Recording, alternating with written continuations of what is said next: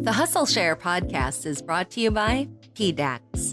PDAX is a homegrown cryptocurrency exchange that offers the best rates among local cryptocurrency exchanges. Download the PDAX app now on the Google Play Store, App Store, or Huawei App Gallery. Start trading Bitcoin, Ethereum, and other cryptocurrencies for as low as 50 pesos by signing up on podlink.co/hustlesharepdax. Also powered by Podmachine, the simplest way to grow and edit your podcast. Sign up now at podmachine.com and use the code Hustleshare to get one free edit. Welcome to the Hustleshare Soonicorn Sessions. The show where we discuss the journeys of Southeast Asia's most successful startups that are soon going to be the region's next unicorns. Now here's your host, Ronster Baetiong. Welcome to the latest edition of the Hustleshare Soonicorn Session. That is a tongue twister. Still getting used to saying that. And again, we have the biggest Soonicorn in the land of Sinigang Valley. That's again been blazing trail for the whole startup ecosystem.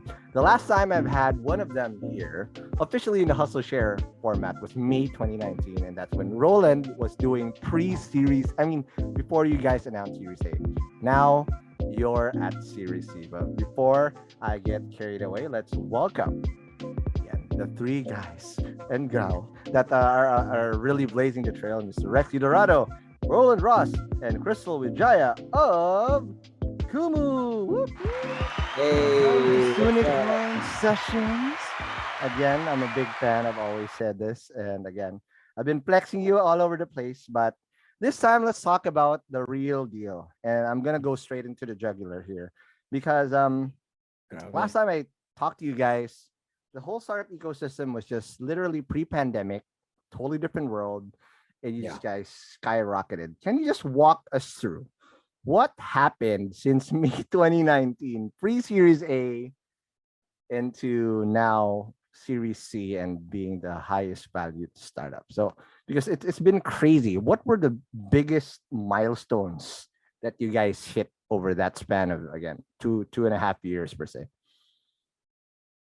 Gosh, feels like so long ago. It feels like so much longer. 2 years ago feels like 10 years Forever, ago. exactly. And I think maybe the overall theme and maybe why we're actually having this catch up is this kind of whole concept of really how hard it is to get from, say, like 0 to 1, and a lot of the changes that we've had to make to go from currently going from 1 to 100, and you know the mindset and something that Crystal has really helped us from a cultural perspective. You know, she wrote this landmark email called Raising the Bar, and you know, getting from 0 to 1, getting that initial traction and product market fit, and you know, building strong unit economics, making sure, you know, we get some semblance of a good first time user experience and cohort data to get that community to a particular size, to get to, say, what ended up being a very, very oversubscribed, highly competitive Series B, and then kind of went right into you know, where we're currently at, which is how do we get from 0, or how do we get from 1 to 100? So sorry, that was pretty general, but I just kind of wanted to frame the conversation in that direction, because 2019 was a 0 to 1 kind of situation where it was tough. I mean, I don't know, Rexy, looking back at those times, like what were your thoughts in terms of like kind of key milestones or whatever things that we were trying to hit back then compared to what we're trying to hit right now? I remember you guys were telling me that you're about to raise Series A and all that, and traction was the thing. And I remember you guys telling me, which is I'm currently going through, that you almost ran out of money. Yeah. I'm in the thick of that shit right now. I'm trying to survive and go to my A. And again, the only motivation I get is like, man, they've done it. Maybe we can do it too. You know, that glimmer of hope that you guys paved through. You don't know how much of an impact that creates for other startups, that, hey, it is possible. But for you guys during that phase, again, how did you get over these big humps from A, now B, and now C? That's crazy. Yeah, I mean, I think the biggest thing that changed was just not being in a place where we were running out of money every month, right? And I think that allowed for a bit more just long-term thinking, a bit more investing upfront in some of the organization building, and then over time a bit more kind of moving our focus to kind of metrics that matter more long term, right? That might pay off a bit later on, which you couldn't do if you only had a 1 to 2 month kind of exactly. You're horizon. desperate for survival, and it's just gonna be purely sales led, I would assume, at that point. But what were the pivotal decisions that you guys did, Rexy? And I'm pretty sure, again, shout out to Reforge, the baby of Crystal, because you've been talking about this before Crystal even joined you guys. But what were the pivotal product decisions that you guys built or did that allowed you to not be chasing tail every single time?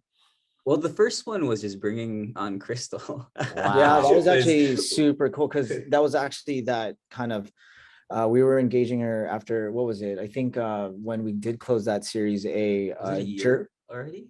Yeah, because Jervin had recommended that we take this program called Reforge, and we were taking it, and I think it was around that time we came back to the whole growth. Actually, we were watching this growth podcast. That what was it called? Go figure. The Gojek podcast. Yeah, and we're like, oh man, we were just saying how amazing would it be to engage with someone like Crystal, and then Rex is like, oh wait, her contact information is there, we could just reach out.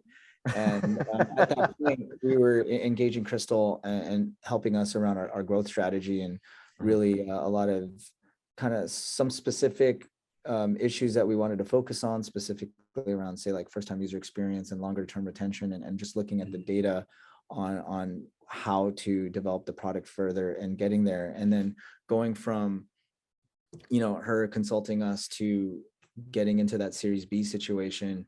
Wow. And actually onboarding Crystal as a partner. Really, that was so, gosh, it's so weird because that was only 2.5 years ago, because it does feel like 5, 10 I swear. Yeah. I think when we looked at the Gojek podcast on that episode with Crystal, I remember it was like maybe a year between that and when we actually reached out to her. So I was like on her LinkedIn, every time a product related or growth related role would open up, it's like, oh man, it'd be cool to have someone on the team. And I think a year after I started like stalking her on LinkedIn, I saw her bio change, and there was a Calendly link that popped up, and I was like, all right, I'm gonna take this opportunity. And now we've come full circle. I'm now on a podcast with you guys instead.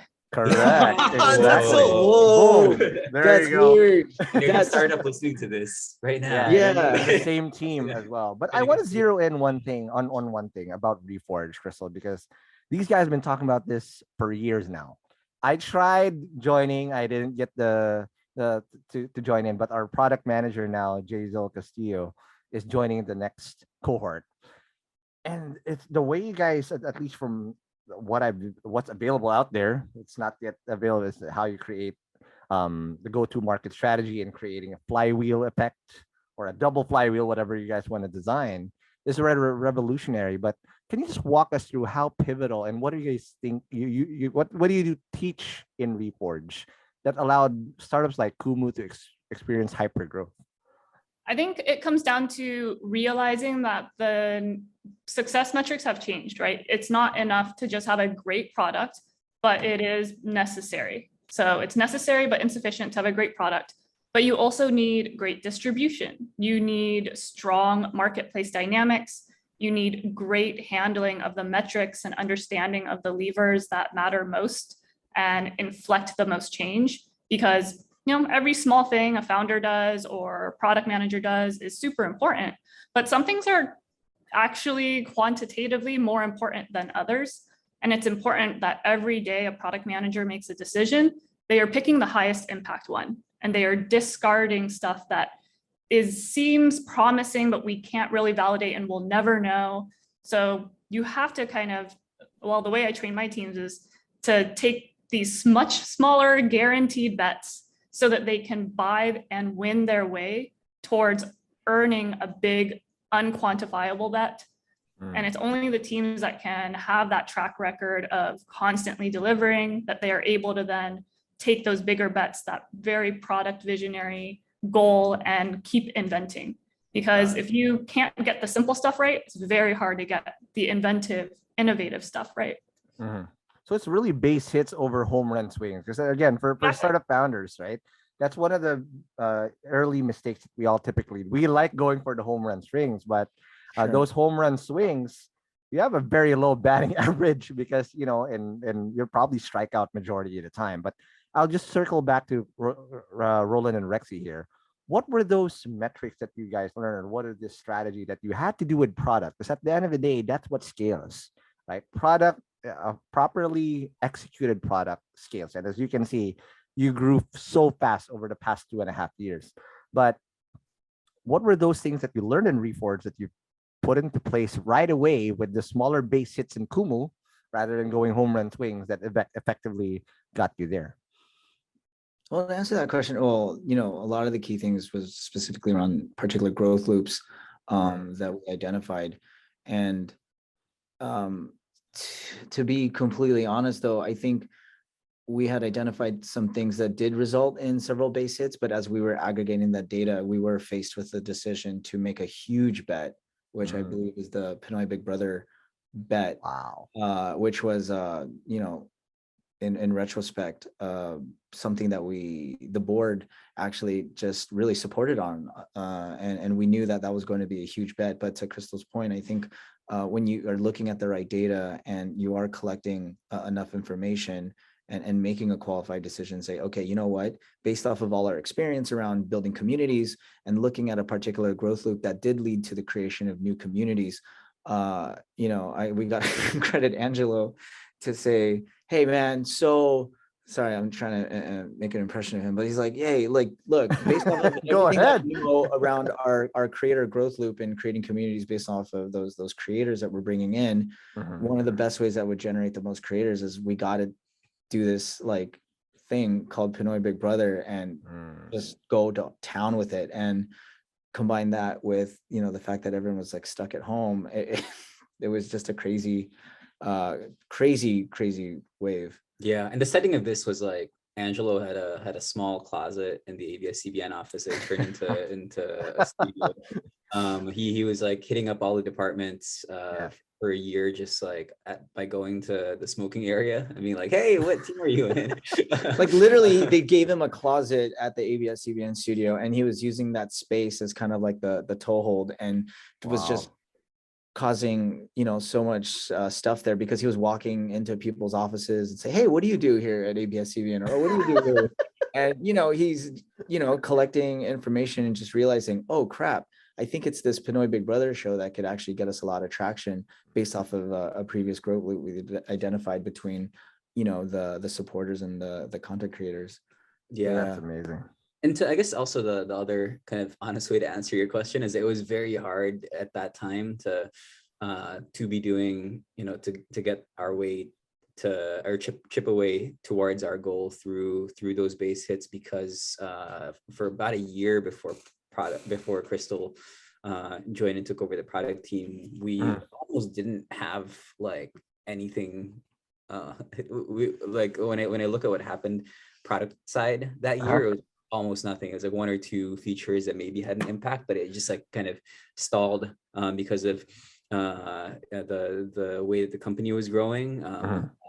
Just made a lot of things from like product decisions being prioritized leading to implementation on the tech side. It just kind of hit a standstill for I would say probably at least a year.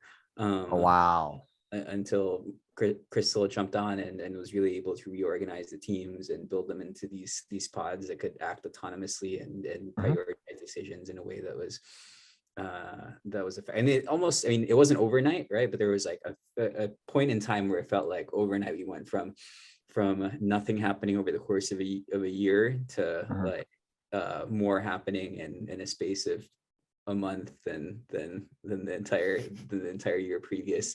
Got it.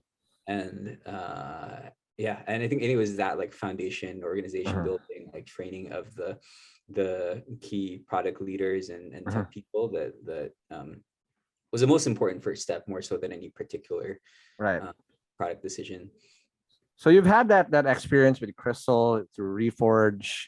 You recognize that there are going to be glaring holes in the product, but for Crystal to eventually join you guys, that's the biggest wow factor here, because Crystal is highly coveted everywhere. Everybody wants her, right? But for her to join, what did it take to get to really commit? Also, Crystal, from your point of view, what's in Kumu?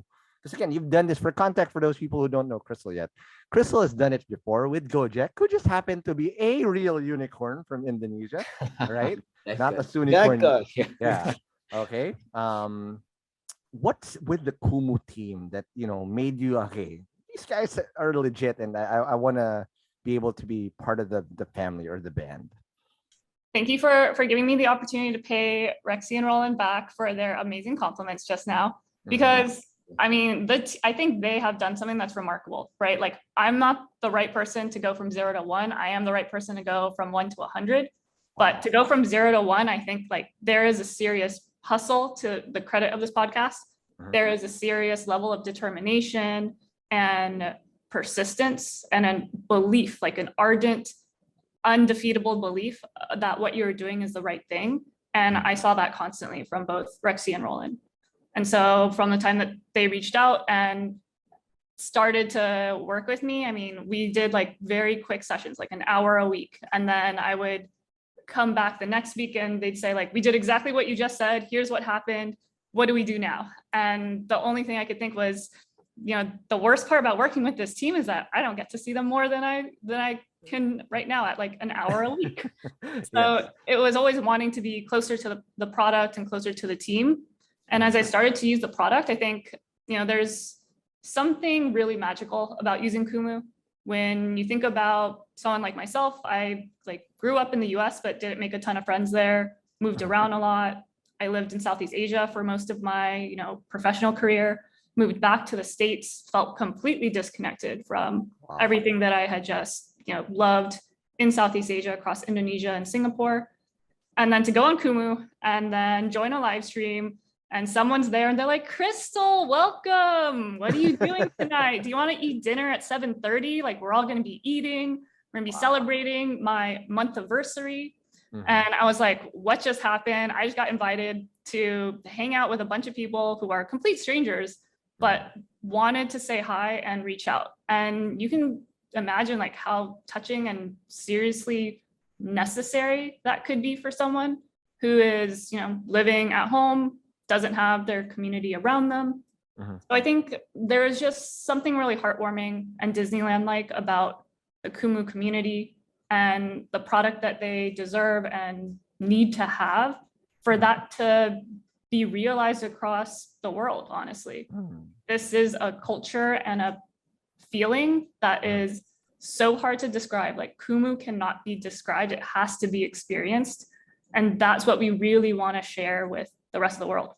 All right. Now, last question before I let you guys. I know I'm not going to let you go. We're going to take our first break. But basically, I want to zero in because, again, there's more and more companies now that are breaking ceilings on ceilings and ceilings in the Philippines. And for Kumu, you've just completely shattered them in record time, right? And how you've been able to do. But what were the hardest things that you had to go through? I remember in some conversations that, Ron, like for me, HR, as a small company, you don't even think about HR as much. But as you completely scale, things are gonna look like they're siloed. You're gonna have to see yourself constantly trying to persuade people to see what you see, and that's not always a fit every time. For you guys, from a people standpoint, or any other difficult point of view, what were the hardest things you had to go through as you went from A to B and B to C? Yeah, I mean, it's definitely the people piece. Yes. That's and it doesn't, it's also like there's never a kind of forever right way to, or a steady state to get to, at least for this, as long as you're in this kind of growth stage, right? there's a book by, well, why am I blanking on the name? High Growth Handbook, where Brad Gill. Yep. one of the Gill, like, right? they says that, you know, if you're growing at least 100% year over year, your organization is gonna change every like 6 months at the longest. And if you're not, I mean, if that's not happening, then you're probably doing something wrong, right? So it's both like, you know, what do we need to do? Just like from a fundamental perspective, what didn't we have that we needed to have in terms of leadership? And that was bringing on people like Crystal, Mark, our CFO, who, you know, I was pretty involved in fundraising until he jumped on. Our first like finance hire, maybe a year before Mark. Before that person joined, I was like taking 1,000 peso, like 1,000,000 pesos and like 1,000 peso bills. What? In his backpack. We were like, we felt like our lives were in danger. And I spent like 12 a.m. like doing one by one PayPal cash out to our users. So there's just like those things that like, okay, like we need somebody there, but then once you have those positions filled, I think then it becomes more of a, and where we are now is really a place where like, okay, what's the right structure? And that's something that you just don't know until you start moving things around and seeing how these things fit, and then something changes in the business that makes it so that structure doesn't make sense, and you have to shift it again. People who used to report directly have to report to someone else, and like all of this stuff. And there's the kind of, for us, like having to manage the company and the leaders through that for the first time, and the second time is one thing. And then the other layer is like everyone in the company needing to be comfortable with it too, because that's going to be the status quo for a while, right? Is like, the org chart is gonna change and evolve. That's true. And I've seen that again. It's just eerie because Steve C of Great Deals also said it in the first episode. His biggest challenge was how to hire adults in the room, because everyone, he had a lot of one downs, the soldiers that can do. But as you try to scale, you need the right people to really lead that team, because you can't have 10 direct reports to you. You're gonna die. or again, the small decisions cannot be made by you anymore. Again, the Crystals of the world. And one thing that I really want to give you props, and again, this is something that I recommend a lot of Filipino startups do, is that from at the core, the management team of Kumu can actually run a very terrific startup on its own. Like the Vickies of the world, the Angelos of the world, the Jameses of the world, the Crystals of the world. These are actually real startup founders within another startup, right? That if they just chose to, they'd be successful in what they're doing. But a lot, like for me, we're struggling in P&A because we have a lot of great talented people, but we needed that leadership, those founder-like people that can actually run those teams. And a lot of startups also in the Philippines go through that. All right, now let's take our first break, and our only break actually. And when we come back, let's now talk about the deeper how they actually were able to scale to Soonicorn levels. But let's talk about that more after the break. Hey hustlers, before we resume the episode, let me tell you a very quick secret.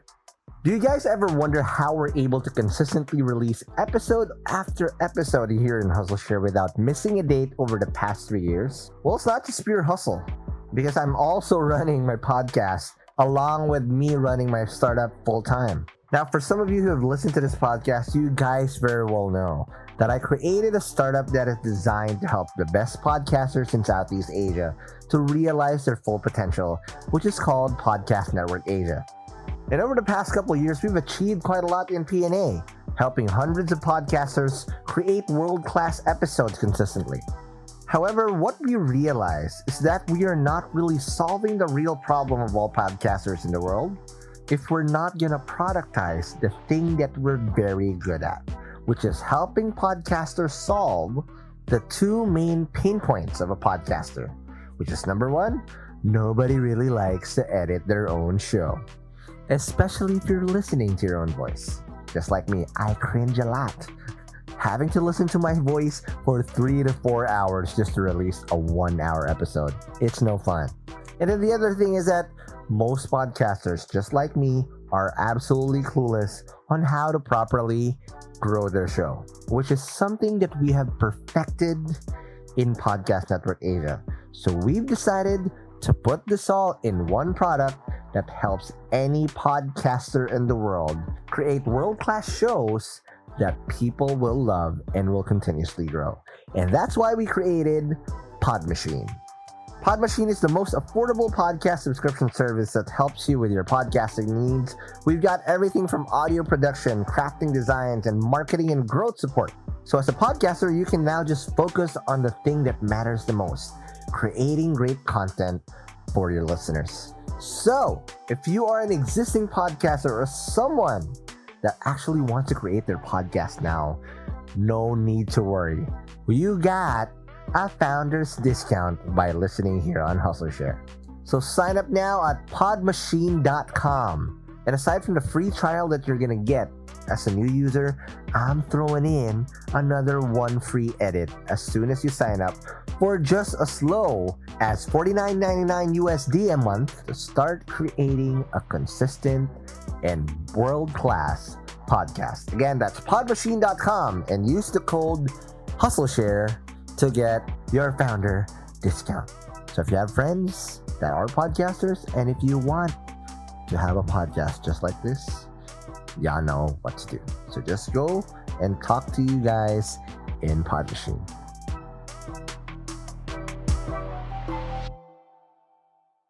And we're back from the break. We are still with Rexy, Roland, and Crystal. Again, told us an amazing journey. But more than the metrics, the milestones, these are all public. And if you can see it in plain sight. You see if something's brewing. But I want to dig in deeper because the type of leadership required to run a Soonicorn is a totally different. You turn into a founder to a real executive or an operator. Yeah. Right. And most people struggle with that thing because as a founder, it's all about really getting things done. As an operator, it's totally different dynamic. And some in the States, I've seen this happen that most founders don't end up running their company because they become the one blocker that also prevents the company to grow.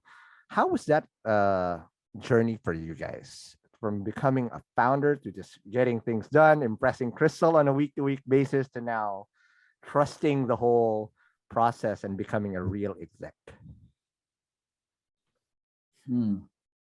I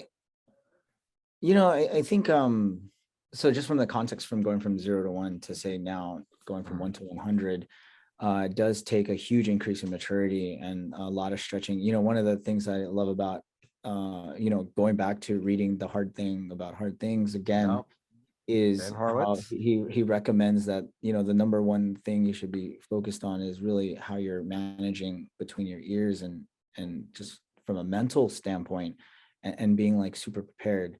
I think that one thing that I really appreciate, for example, with say General Atlantic, who did lead our Series C, is the coaching and training and the recognition of really being a good steward of the business and doing what it takes to, like for example, one particular thing that sticks with me is as the CEO, really being super intentional of how we're allocating capital to increasing shareholder value and running a distributed team and just getting out of the way of great leadership.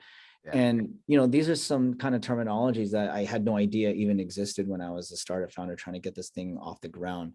And what's so cool about the type of maturity required to really be super intentional of, say, for example, allocating capital for shareholder value is really about creating value and focusing on the core fundamentals. Like one particular person who added to the team, one of my best friends, Alex, who is our chief growth officer, prior to Kumu, he helped grow an e-commerce brand to a $5 billion IPO as their head of growth and marketing, right, over at Figs.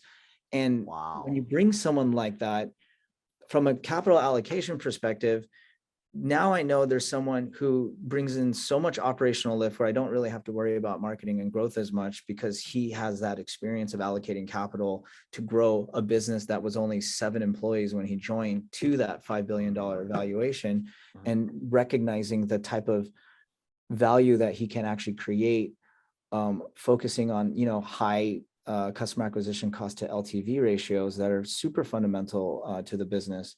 Or for example, like with Crystal and really creating these beautiful, magical experiences at scale, and making sure that within the first 24 hours that people are getting into that aha moment, ensuring that, our retention and just this beautiful product that we're making, and building what, quite frankly, will be the largest participatory social platform in the world. And I think that when you start making those key decisions and start kind of stepping away, it does really push you to start thinking about vision, looking at, how to think strategically, not about just the total addressable market in the Philippines, but what that would look like in a global context. It did take a lot of mental maturity and mental stretching that I had no idea would occur, because when you start a startup and you put those like fancy projections on what Kumu could be on a freaking PowerPoint presentation, is a lot different than actually executing and actually doing it. And it takes a lot of internal work. It takes a lot of internal work and a lot of maturity to be able to do that. And again, a lot of that just happens with the mind, and it's still getting stretched. Absolutely. Right. Whatever you guys think about. Yeah. I mean, I think that the biggest thing, both that we've had to, or one of the biggest things we've had to grow into and continue to, it continues to be uncomfortable, right? But it's like actually one of the most important skills is delivering bad news, because there's always oh my god, there's always gonna be bad news. And I think that what changes is like on a smaller, like early startup level, when you're looking at your team, like you don't really have to if you feel like something's being done, it should be done differently, you can kind of just step in and do it and shift it. Now you really have to put trust in the leader, and if that leader is not aligned with how you see things, you have to be able to say that in front. The other side is when you were starting up early in Kumu, we didn't really have to when it was clear that a messenger app didn't make sense and we had to redo just everything we were planning. We didn't really have to kind of sell anyone on it. We just did it, right? And our investors were pretty hands off in that sense. And so now it's like, there's a sense of inertia sometimes where it's like you presented this particular way that you thought this quarter was going to go or this year was going to go. And there's more of a sense of like hesitation to like drastically alter that. But in a lot of ways is, in some cases might be warranted, and in a lot of ways it's like self-imposed. Like when you go out and say it, that people actually just understand and back in, like, okay, yeah, if that's the right way for the company to go long term, then of course, right? But being able to push yourself to say like, actually, like, here's what's not going to plan, and here's how things are gonna be pretty different from what we said because of these things we've learned, is something that gets harder to do the larger the company is, but is no less necessary than when you were a startup. Got it. So I think that's the biggest thing that I think we continue to try to get better at. Because if there is a fork in the road in the future where something needs to happen, like Kumu shifting from a messenger to live streaming app, we don't like want to not do it because we were afraid to disappoint, right? Expectations. Yeah, because just to echo Rexy, and that's one of the coolest things about what we've built as a culture is like really not buying into the hype. Actually, that's one of the reasons why I think DBTH. Well, because a lot of us, I mean, honestly, we were pretty shy to be on something called Soonicorn sessions, right? Like, I'm sorry. Okay. No, it's okay. Because again, we don't really want to buy into the hype right now. And when he's talking about delivering bad news, it's just really having, strong trust in the board, who truly believes in the long-term vision of what we're trying to accomplish and just impacting millions of people's lives, and being able to have that transparency and clear communication. It's a huge, crazy set to be able to manage very clearly with your board, and being able to disseminate those expectations, shared expectations, with key management and then across the entire organization. Because again, prior to when we met, we were what, 20 people, employees? Now, how big are you guys? Now we're around what, 600 now. So it's just like it takes crazy. a lot of clear communication and that particular skill set of delivering that type of news. It takes discipline and takes clarity. And yeah, it's crazy. That's just crazy. Now I'll circle this back to Crystal, because Crystal, you've seen iterations of this in Indonesia before, where in Indonesia there's probably a dozen, dirty dozen, or a baker's dozen, dirty dozen, baker's dozen. Sorry, that's a rap game in my head. My bad. Right. But I want to understand what are the similarities of, say, unicorns that you've seen in Indonesia that thrive, and what you see now again in Sinigang Valley with Kumu, that are again eerily similar on how they scaled. Because again, your best hustle really is at 1 to 100, right? But what were those key foundational things that you've seen in, say, a Gojek that you see now in Kumu? So I think there's a couple of things that I already saw Roland and Rexy doing that made me feel like this was a safe opportunity, right? Like they hadn't formally raised or closed their fundraise when I joined, but it was clear that they had been learning, right? They'd iterated, they started thinking deeply about the future. And there are some non-conventional things that get you to from 0 to 1. But there's a lot of honestly very conventional stuff that you also need to do to get from 1 to 100. And the question there is always, can the founder do both? Can they go from non-conventional mindset to conventional mindset of doing strategy making, creating metrics? Like all of this stuff is not terribly innovative. In fact, it's almost too risky if you get too innovative with your business metrics. Yeah. And so to see them put these things into practice, okay, they're disciplined, they have goals, they are trying, even if the goal setting process isn't perfect, but you have to do that process. It's just part of the muscle building within the company. And so I see companies that care about their metrics and are driven about what matters most and communicates that to everybody. And then there are startups that also need to be very authentic and genuine about the state of the business.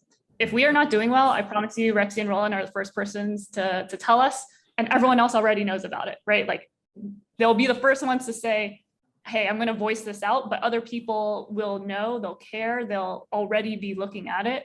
And that's important. You need to have that trust that even when things go bad, we can all talk to each other. And when things are great, we can all celebrate. Yep. The fact that, some of Roland's best friends have actually joined Kumu with him, it's a good sign, right? Like you want to know that someone's a good person, that they have friends who are willing to work with them. Because there are a lot of founders who, across Indonesia or the Philippines, who would have people around them that say like, great person, would never want to work for them. And that is kind of a red flag. Like if you're not able to build those friendships and yet still keep that business, there is a lack of maturity or emotional maturity in that founder. So I think these were important qualities, seeing how much Roland and Rexy have trusted their senior leaders and have been able to tell them when something wasn't working out, told me that I wouldn't ever have to wonder, like, am I doing all right? Or is there something that I should be doing more? Because they will have told you. That is amazing. And then that sense of security just really makes you do your job well as well. From a whole, if you're managing 600 people, if there's that sense of security that Roland and Rexy gives, then I can just imagine that no wonder you've been able to hit these metrics. Now I want to just zero in on these metrics, because when you're raising Series A, Series B, Series C, yes, there's still going to be a ton of storytelling at that point, but it's all about pure metrics now. And can you just walk us through, because nobody's ever reached this echelon, only a handful. But again, shout out to the whole community. Last year, 3 companies did Series B and above. Y'all did Series C, the only one that's been able to do that. This year, 3 months in, there's already 3. You've already caught up, and there's more to come for sure. But can you just walk us through that process? How do you even fundraise at Series B and Series C? Is it just purely metrics based? what's it like? Because again, hopefully there's more that follow suit, but we're completely in the dark. What does it take to unlock that level? Yeah, I mean, I can talk through kind of how it evolved, and I think some of it is intentional, but a lot of it is just like circumstantial. Okay.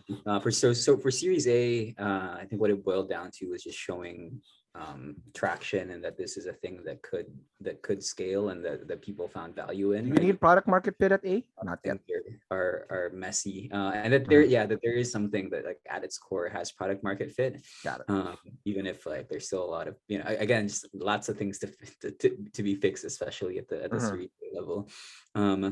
But I mean, what that looked like for us was that we had a DAU, a daily active user target, and a revenue target. What ended up kind of MAU target. It was actually MAU. Okay. MAU, monthly active user target at the time. And what ended up happening, so we ended up hitting both, but then we found that like Wow. at that point in the company's journey, like revenue actually was a lot easier to just like grow month on month, because we had cracked some kind of formula there in terms of engaging our top users and through our streamers, and then streamers gaining from that. So that, with the kind of those MAU and revenue targets, we were able to raise our Series A. Between our Series A and our Series B, the revenue side scaled up significantly, and in a way that actually got us to our first profitable quarter. Wow. Right before the B conversation started, and I think this is, in a way, triggered the Series B conversations. Yeah, because every time we were checking in with investors, it was like crazy. It was thousands. Stick on hockey right? stick. Like every time we were Yeah. every time we were checking in with them, it was like, oh yeah, we're now 2x on MAU, and revenue grew another 500%, and then they check in again, and then like grew again and again and again, and then at that point, I think, I don't know, the community is very small amongst those investors. So, I think when all the term sheets started coming in, it was just like, it was weird. It kind of felt like, it was a really, really interesting time period, because they were catching us right in the middle of a big growth spurt, both on the active user and revenue side. And so that was definitely, I think so. That was the user side definitely grew enough, I mean, significantly, but the revenue side was where it was like, okay, wow, like the unit economics on this thing is just, we had a 5x plus LTV to CAC that was wow, a month, and then we just started to crack the Pinoy Big Brother playbook for how do you use these content bets to drive that up further. I think from B to C, what started to happen was it's like, how do you kind of like scale faster while still maintaining that as much as you can, right? Because it's like the more like numbers you try to squeeze out of any kind of growth lever, the more the kind of the ratios like decay a bit. That's just like a trade-off, where if you want more growth sooner, like you have to make some sacrifices on particular things. So that's where like I think on the Series C is like, what are these things that maybe take a bit more money, and more of more resources in terms of team to be able to kind of unlock and do, but will, if we get it right, will put us in a place where we've won the market. Got it. And so that was kind of the roadmap, and the plan to like, what does it look like for Kumu to like win in the Philippines, was really the core of what drove the Series C conversations for us. At this stage, though, Crystal, just to circle back, is the same decision making process? Is it the same? Because before we were talking about base hits, but at Series C, you're now chasing again. We're talking about winning now, right? And you're willing to sacrifice a little bit, say margins or unit economics, to really win at that point. Is it more a mixture of base hit to get a grand slam, or like home run swings at this point? And how do you still continue that growth? Because again, once you get a taste of that growth, especially with the investors, it's rational to think that for them that, hey, this is just going to continue to grow and grow and grow, and the stakes are higher, and I can just imagine how big that expectation would be. But how is the decision making process in making those things, especially product wise? I think the biggest issue is then realizing what parts of the magic formula worked and how replicable they are and what's their growth ceiling, right? Like, is this something that can theoretically continue forever? So once you get to growth stage, I think you have a lot more data and you also have a lot more resources. So now it's about deploying those resources smartly and knowing when something can hit a maximum ceiling and when it can go above that ceiling. So you'll use some of those resources to, yes, fund a grand slam and figure out whether or not this worked based on lots of historical information. And then there are other points wherein you're just going to have to keep being more consistent, right? There are parts of the product market fit that you want to retain, and like something worked, like don't mess it up. When you try something new, and you have to try something new, you should collect feedback. And when feedback tells you that actually the physics that you believed about your product or the industry were slightly off, you're not going to go and like turn around in the opposite direction and do everything different. You're going to say, okay, some of the physics has changed. What part of the physics needs to be tweaked? What part of the formula wasn't I right about? And how do we ensure that we continue to maximize what was working? Because most of the product companies that I see that do not innovate early, they almost never innovate. So you still have to innovate. I think that's still critical, especially in growth phase. And your users are going to be expecting something, right? Yeah. They stood by you while your platform was kind of crappy and you were scrambling. We have to pay them back, right? Like there's a lot of value that users are still asking for and they're trying new things. And those are the things that are particularly innovative. It's your users who are going to be way more innovative on a global scale than you and like 4 other product managers can ever be. So paying attention to what the users do and looking for those innovative signals and then figuring out how do you make that even easier for them. That's actually a grand slam usually. Wow, that's amazing. All right, last few questions before I let you go. And hopefully when you come back, it's unicorn session. Okay, at that point. But last few questions. Roland and Rexy, and then Crystal already said it. There's people want more, right? At this stage of the game, what's the motivation like now? Because again, not a lot of people can actually understand the gravity of what you guys have, and what still keeps you guys up at night. You mean what doesn't keep us up at night? Yeah, because that's the other way around. Yeah, that's exactly. Okay, but what are these thoughts now? Because again, seed founder might be thinking survival, might be thinking the next fundraise. But a Series C, what's that mindset like? And how do you trudge on? I think it's a sense of what we're comparing ourselves to at the end of the day are the kind of major social apps that communities in the billions, right?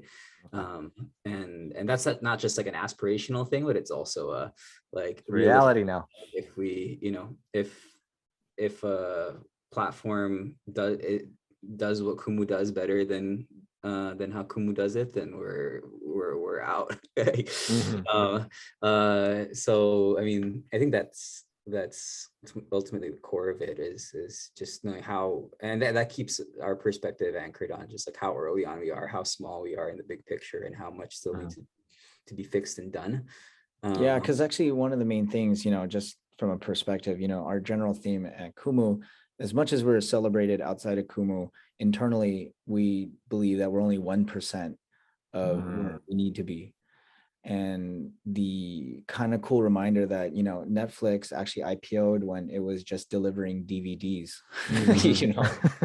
and when you have that type of internal perspective of how much more we have to grow into, especially, with all the different innovative things that are, being developed over the next few years, it's really nice. And again, when you look at the investor base, right, people who were leading our seed round were people who invested, say, like in the top startups, say like in the country.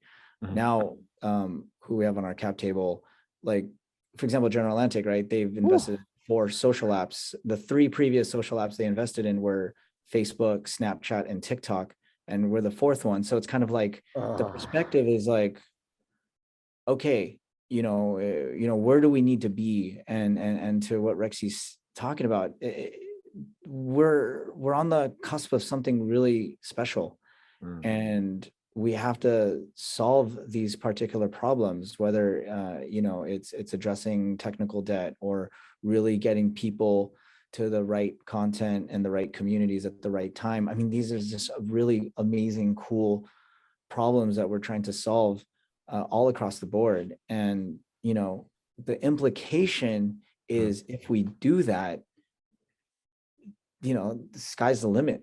Absolutely. So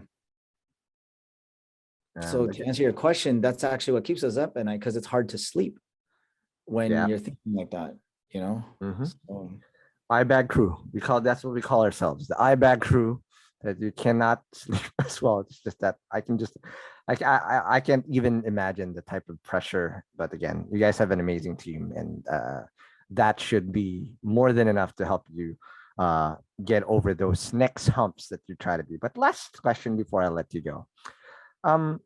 You're in a very unique position, because as Soonicorns, right? One thing common about y'all is that you also invest in other startups. And again, I'll just come clean. I'm one of those lucky bastards that got invested on by this company called Kumu. There you go. But what's exciting about what excites you about the Philippine ecosystem now? Again, Soonicorn country.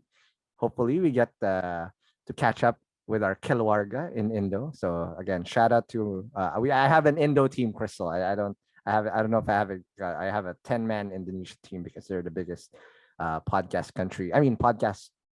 market in Southeast Asia. So we had to be there. But what's exciting here now, and what do you look for in the startups that you invest in, aside from me being good looking? What do you look for in the next startups that you like to support, per se? Well, I think one of the biggest things is the ecosystem is turning a corner. From a macro, I've said this before, right? It's this perfect storm of 100 million people, Gen Z millennial median age, billions of dollars being spent on internet infrastructure. You have affordable smartphones because of Vivo, Oppo, Huawei, and Xiaomi, that you do have an entire generation of people skipping the laptop and going straight to mobile to engage in products. And because of it, never have I seen so much coordination. Ron, I know that you're doing this Soonicorn session thing, but Steve over at Great Deals, ourselves, the PayMongo guys, Nigel over at PDAX, Greg over at Tonic, and who else? We're all communicating with each other. And there's this kind of sense that we all have to kind of work together, whether it's through networks like Endeavor or through Foxmont, which is a venture capital firm that's invested in the both of us, or I don't know how public it is yet, but more accelerators and venture studios and things like that. It needs a lot more coordination. I don't know if syndicate is the right word, but there is a network of people coming together to talk about the specific problems that do need to be solved in this really exciting market. And through that coordination and the back channel conversations of these networks of problem solvers, will that deal flow happen for the next promising startup? Whether it's I love the Ekaterina folks on the Play to Earn side, Peddler and Lista, and there's just all sorts of really interesting startups that are popping up.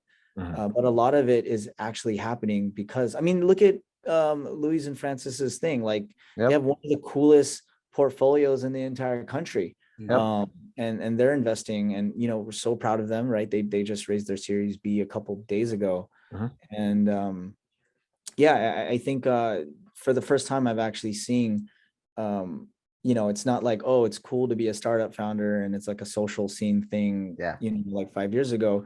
What it is now is this determination that the Philippine TAM, according to Google Temasek, is going to grow, I think it was 9x in the next few years, and it's going from a 20-25 billion dollar economy to something that in the hundreds of billions of dollars in the next 2 to 5 years. So a lot of the coordination that's happening in the ecosystem with the problem solvers is happening, and it is driving a lot of that deal flow. So I highly suggest to any startup to get plugged in and connected to that network and to that community of startup folks who are serious about solving problems, and not to be like, in the, I'll just say that. Yeah, correct. And that's true, because again, I've been here, man. This is my 10th year. I there's the shirt that I wear, Startup Weekend 2012. Man, that's a 10-year-old shirt. You're OG. Yeah, duh. So it's like, I've seen it transform, and what's really special over the past couple of years that's really happening is that now this ecosystem is founder-led. We're not talking about the telcos. Just before, when we were starting out this Kickstart idea space, I mean, there's nothing wrong. They really plowed through a really rough time. But now every single deal that has been record breaking is all founder-led and founder-initiated, right? The biggest checks that are coming in from a seed or pre-seed level are coming from founders. Heck, even at A, I've seen local founders even participate, like with Paymongo. That's Kaya. That was Paulo participating there. Yeah, there you go. That's exactly it. Sorry, I didn't know if it was public, but yeah, like Kaya and what they're doing on the venture studio side. Right? And because it's that coordination, like for example, it's like, look, Greg just raised $130 million. We received General Atlantic's first ever investment. PDAX got Tiger's first ever investment in the Philippines. Gabby got A16Z's first ever investment in the Philippines, and we're all talking and collaborating with each other. So again, that's what I'm saying. There's a new style of network that's happening, and there's a sense of purpose around this excitement about what's developing in the Philippine ecosystem that did not even exist. No. Because when I first moved here 3 years ago, Justin over at Golden Gate kept on saying, like, look, the startup ecosystem can't grow when big fish are eating the little fish. And it's not happening anymore, because to your point, these founders are, just doing amazing work at the right time. Yes, that is amazing. Now, before I let you go, Crystal, again, we'll wrap it up with you. What would be your tips? Again, you've seen this happen with Gojek. You've seen it happen with Kumu. For people that want to follow suit in Soonicorn territory, what would be your tips for them in order to follow suit? Because there's more. I've seen the line. It's miles and miles long, and it's just inevitable that they're gonna cross over as well. But what would be your tips in order for them to be able to catch on and not make the same mistakes that they all did? It actually is probably to make those mistakes. I actually think a lot of the startups that we want to create, one, I think we have to be honest with ourselves. Does it create value? Is it something people actually need and want? And does it make the world better? If it doesn't, then maybe try something else. But if it does and it works, then don't give up too early. You are going to make mistakes. That's inevitable. Treat it like tuition. Like, you're going to learn a lesson, you're going to pay the price, but don't give up too soon, because growth loops take time. It takes time for things to actually work out. And all of the best stuff worth doing is worth doing poorly as well. So keep doing it. That is amazing. Thank you so much, guys, for joining Soonicorn session number 2. But before I let you go, if they want to reach out and they want to be plugged in or, again, collaborate with you, where do they go and how do they do that?